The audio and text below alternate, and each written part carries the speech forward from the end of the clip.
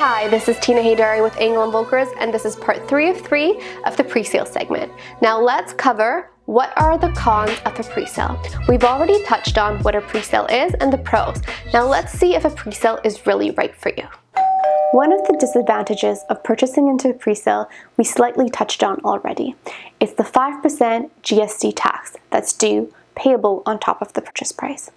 Oftentimes, when you take that into consideration, you may be paying a big premium on this pre-sale. It's important to run the numbers. If you're able to take on the mortgage and you have the capital, and there's a building across the street that's maybe 2-3 years old, but it's selling as much as $300 a square foot less, it might be wise to get into that one than pay such a premium for this one.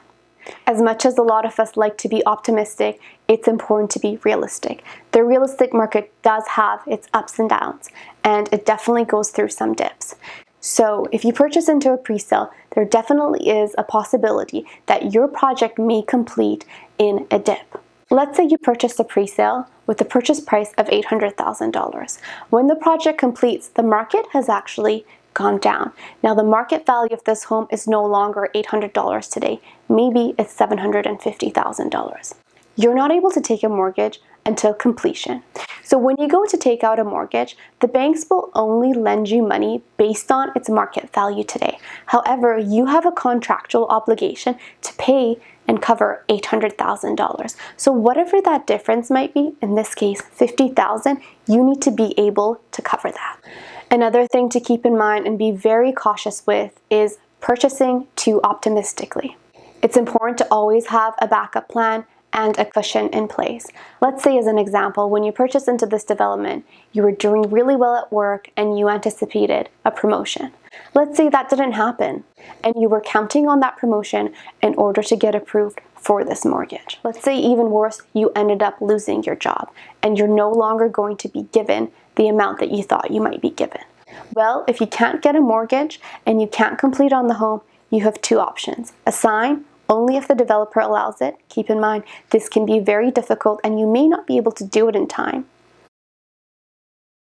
If your circumstances have changed and you'll no longer be approved for a mortgage and you default on the home, then the developer reserves the right to withhold all your deposits and to sue you. When you're purchasing a pre-sale, another thing to keep in mind, which can often be a negative, is you're essentially buying based off a floor plan. You haven't necessarily walked the home. Some pre-sales have a show suite, but they're not always the suite that you're purchasing.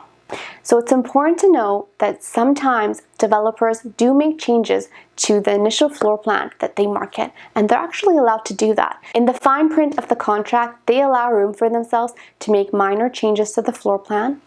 The square footage can be slightly different, as well as some other factors that may be a surprise to you as a purchaser when you get the keys. It's very important to work with a knowledgeable realtor to assure that you know what you're getting yourself into and that you're comfortable making this purchase. For more questions and details, I can be reached at soldandvan.com. Thanks, and until next time.